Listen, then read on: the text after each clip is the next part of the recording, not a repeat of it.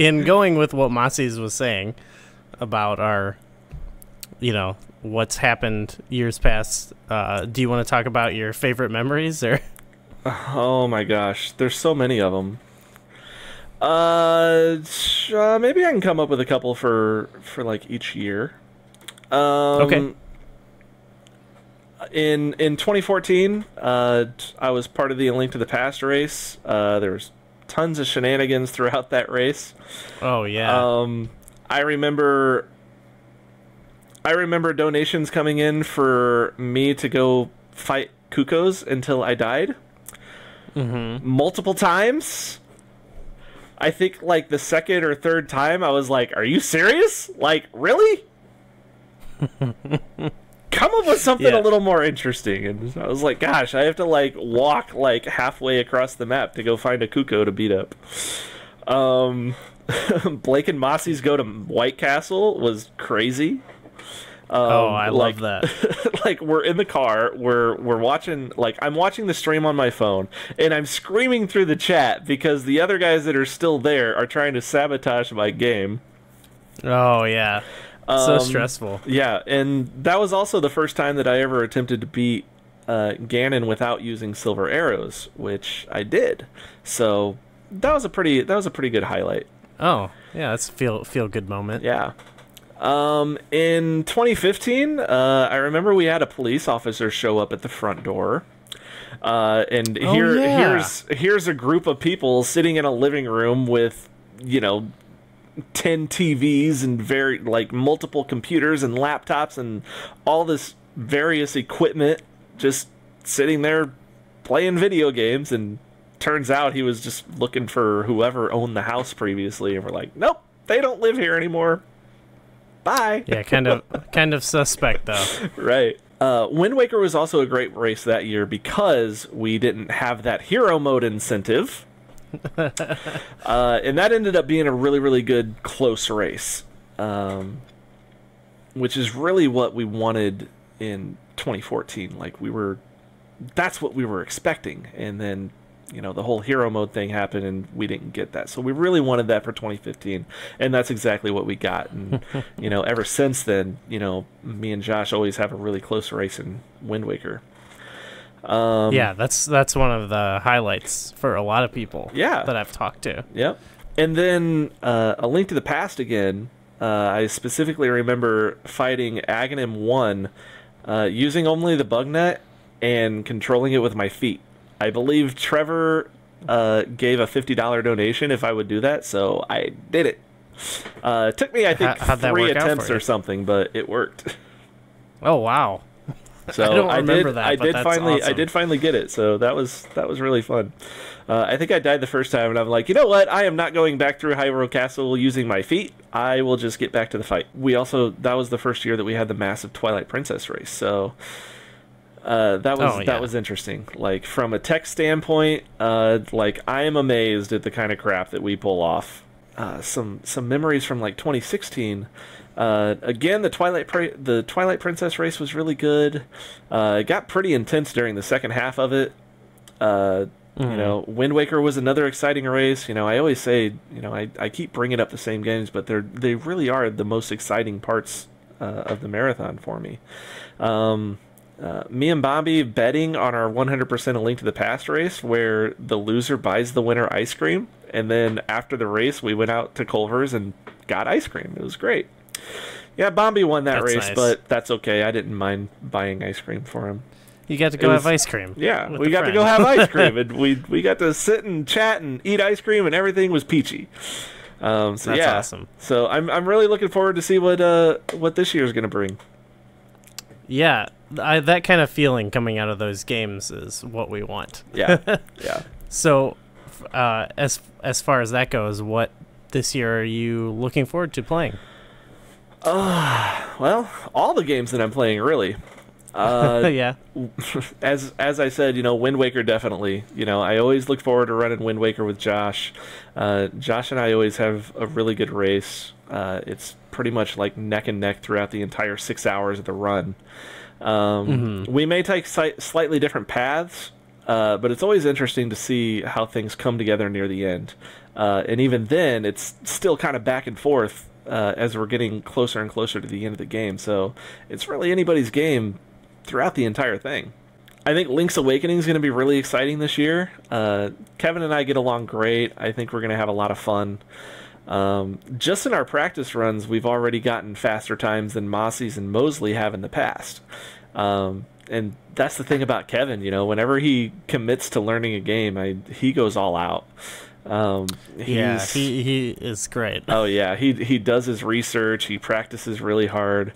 We've been pushing each other pretty hard to get faster and faster, so it's going to be a pretty intense 2 hours. You know, we've already got our times below 2 hours, so it's going to be pretty intense. I also got to throw Twilight Princess in there as well because of the way that we're going to be running it this year, having the Royal Rumble style where the people with the slower times are going to start first, and then the people with the faster times are going to come in later. And you know, for me, it's going to be really interesting to watch as some of the first players start before I start in, and it's also going to be really interesting to be a part of.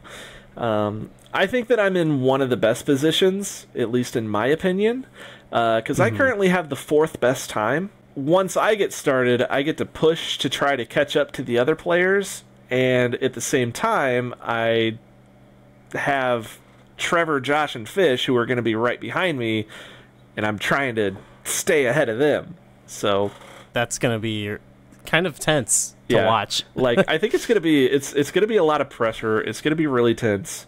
The whole time I'm just going to be like, gotta keep going. Yeah, I like that because we've really had something, I think, with the ridiculous Twilight Princess race, and this, I think, is kind of making it into something better.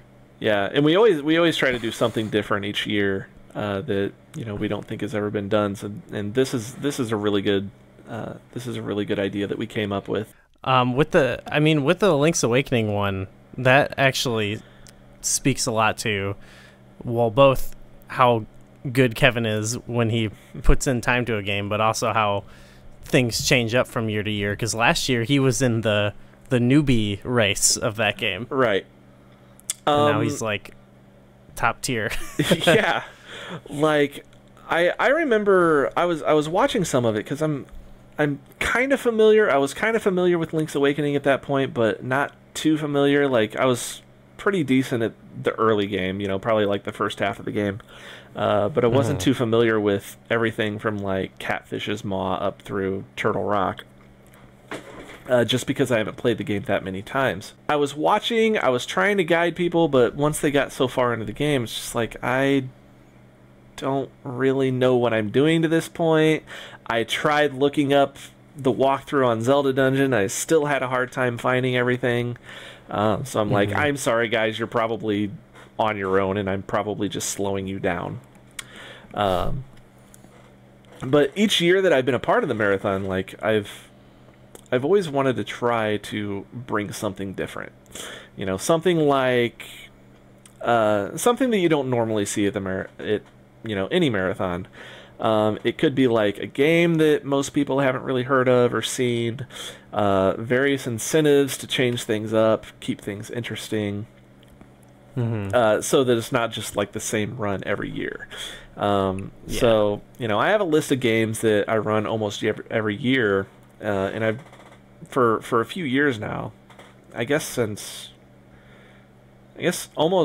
probably since 2015, like, I've wanted to start trying to branch out and even leave some of my regular games to somebody else that wants to play it. The viewers and the donators have always tried to push the second quest of The Legend of Zelda on us, usually by sneakily pushing Zelda as the top file name for The Legend of Zelda.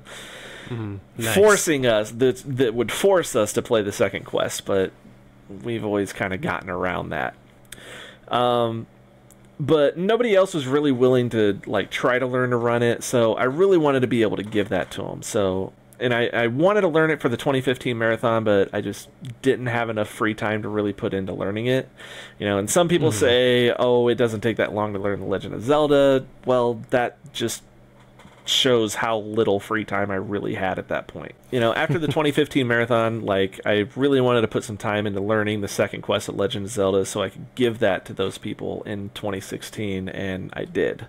I had a pretty decent run of it, and I also wanted to learn a couple of other shorter games like Link's Awakening and the Minish Cap. Got the second quest of Legend of Zelda down pretty well, and I was able to do that well, but I didn't really have any extra time to learn Link's Awakening or Minish Cap. So I ended, and I had to concentrate on Twilight Princess because I knew I was going to be playing that again, and I knew that I had to push as hard as I can to at least make it to the end of the game. Turns out that all of that paid off. So then this year I really committed to myself. I wanted to learn Link's Awakening, so I really focused on it. You know, worked on getting some good routes, worked with a couple of friends, tried out a whole bunch of different stuff, ended up getting a good route that worked well for me. And I'm pretty happy with it. I'm pretty happy with what I've gotten, and also knowing that Kevin's going to be right there, you know, neck and neck with me. It's going to be really, really exciting. Well, you were talking about, you know, couple races you run every year. Of course, people are always looking forward to you and Josh running Wind Waker. Do you want to maybe shed some light on some of your strategies this year?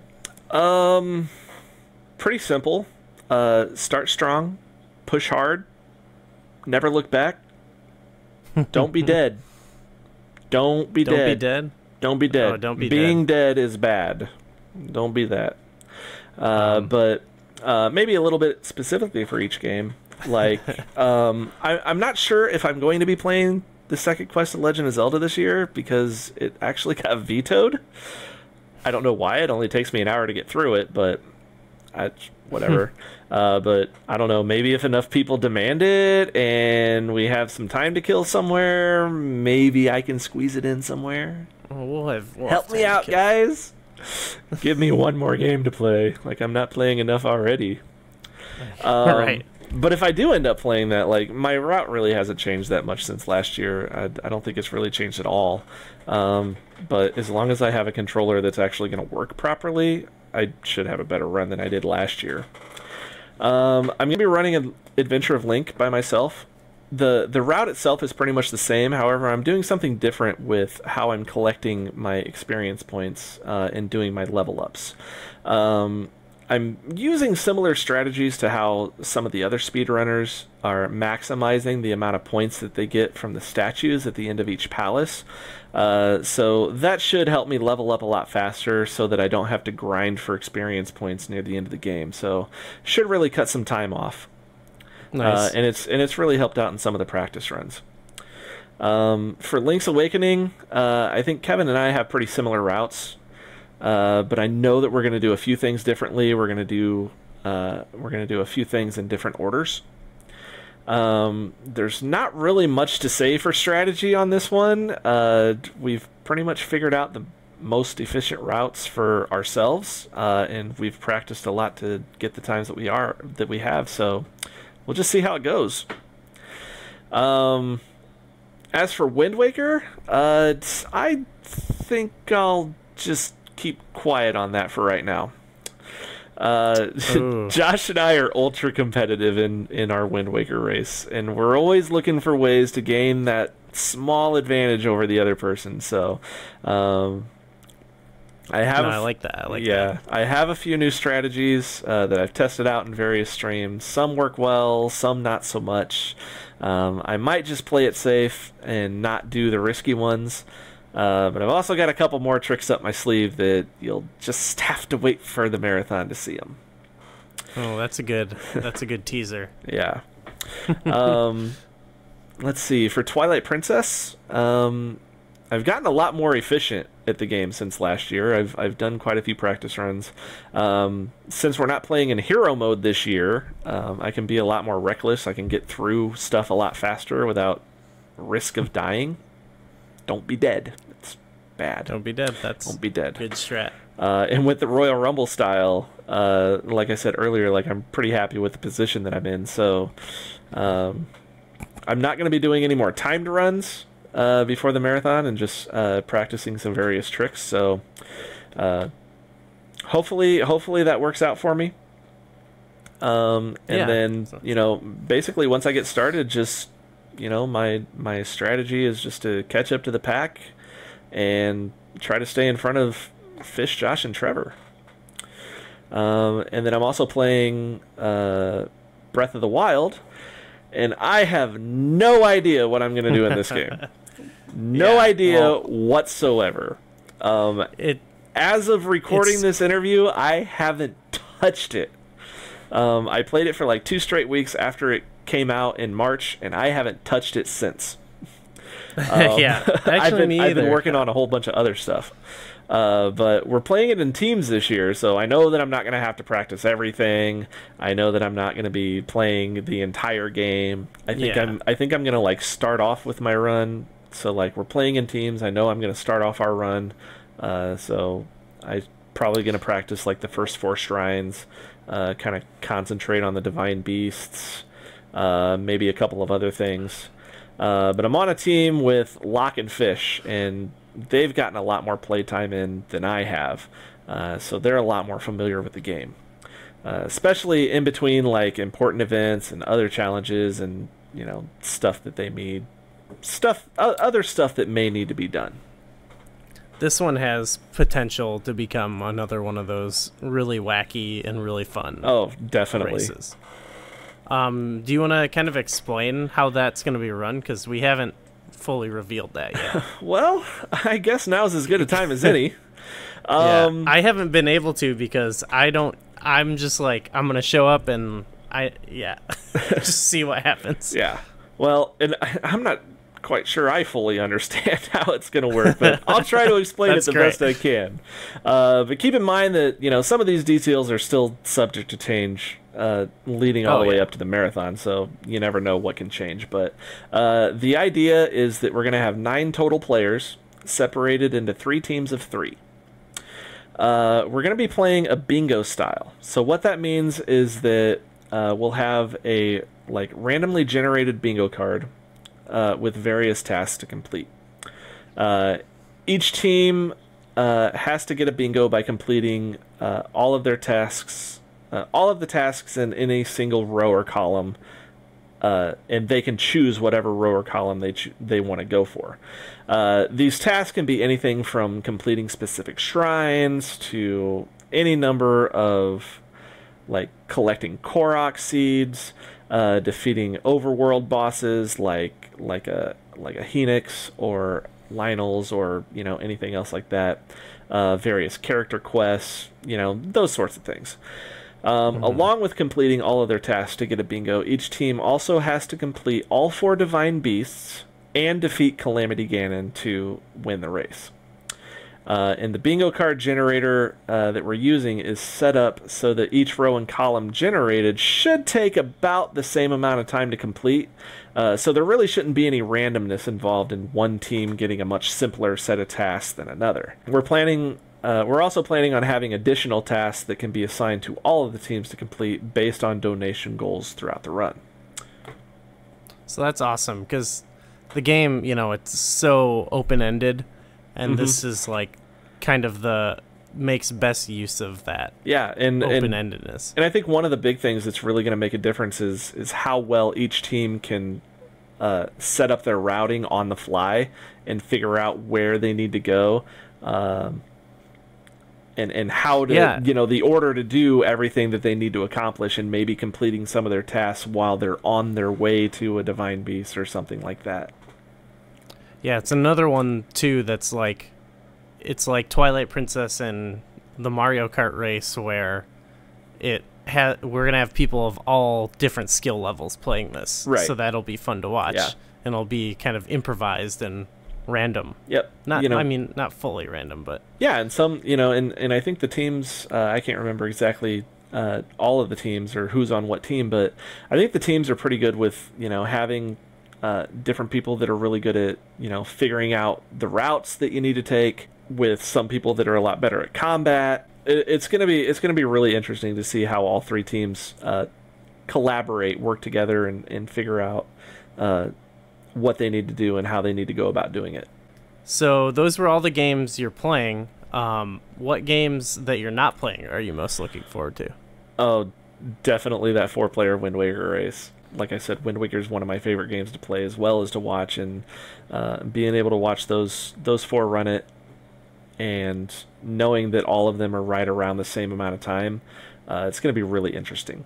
And this is actually a pretty important topic to me in all my other videos. So, outside of the games, what aspect of the marathon are you most looking forward to? Well, the marathon is, it's more than just coming together and setting up a whole bunch of hardware and playing the games, and trying to raise some money for charity. It's also, like, outside of the venue, so to speak, outside of where we have the marathon, there's so much stuff to do. Everybody takes like a week or so off of their lives to come here and do this. Being able to just hang out with those people, the people that I talk to throughout the year, people that I work with during the planning process, and meeting the new people, the people that are coming to the marathon for the first time this year, putting faces to names and voices, reconnecting with some of the previous attendees, spending time with some groups of people outside of the marathon, because there's plenty of things to do in the area. If you want to just get away for a few hours, there's always Woodman's Runs that we talk about all the time. There's lots of restaurants nearby, Best Buy, Target, Walmart, various different stores and stuff that you can just go to and just hang out and browse around and probably not buy anything because we spend all of our money on traveling. Well, now that I live here, I've been scoping out, local spots for getting out of the house. Like, there's plenty of forest preserves nearby. Yep. Maybe we gotta Facebook Live a hike, maybe. That might be a lot of fun. I've kind of looked a little bit further out of the area, not too far, maybe like, I don't know, like 10-15 minute drives or something, just to try to find some other stuff to do too. And I found a few things that I might want to get a small group to go and do. Cool. My priority has always been concentrating on the marathon and doing whatever I can to keep things running smoothly and try to keep things interesting. But sometimes you just got to step away from it for a bit. When you get some fresh air. Yeah, absolutely. It gets stuffy down in that basement when you get 10, 15, 20 people in the same house for a straight week. You got to give yourself a bit of space every now and then, and just get out and maybe hang out with a small group of people. So, there's always groups of 3, 4, 5 people that are always like going out and just kind of doing their own thing for a little while, and that's always a lot of fun. It's a good opportunity to strengthen friendships and just enjoy a little bit of time away from everyday life. We also usually go somewhere to hang out for a few hours the day after the marathon. And we always mention to the viewers that anybody that's in the Chicagoland area can come hang out with us while we're there. So it'd be really nice if anybody comes by and we get to meet some of the viewers and put some faces to some of the names that we see in the chat pretty regularly, and be able to hang out with some of them. Be able to hang out with some of them and have a good time, and they get to hang out with these people that they watch on Twitch quite regularly. So yeah, that's pretty sweet. Yeah, actually, from talking to you and a couple of our new attendees, everyone has said, "Oh, I got involved because I watched a marathon." Yeah, and now 3 or 4 people who wanted to get involved from watching a marathon are now attending. So just goes to show, like, if you're excited enough about it and you're willing enough, and it's really possible for most people to end up doing it one day. Yeah. I know, like I said, I've been streaming on Zelda Dungeon since 2014.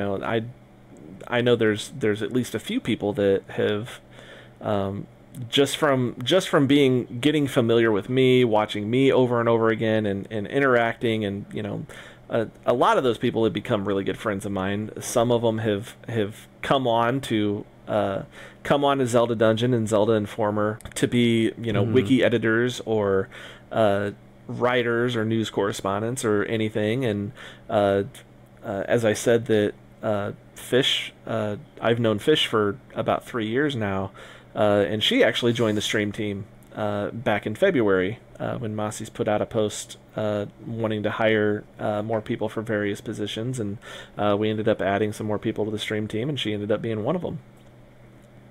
Yeah, that's awesome. And now now she's here, and and that's really exciting too, because I get to meet her, I get to hang out with her for the first time, and it's going to be really exciting. Yeah, it's one of the things I look forward to most in the year. Absolutely. Well, awesome. Thanks for talking to me today. Well, thanks for having me, Gooey. Yeah, I look forward to seeing you at the marathon. Yep, I look forward to seeing you too, and I look forward to seeing everybody that's going to be watching.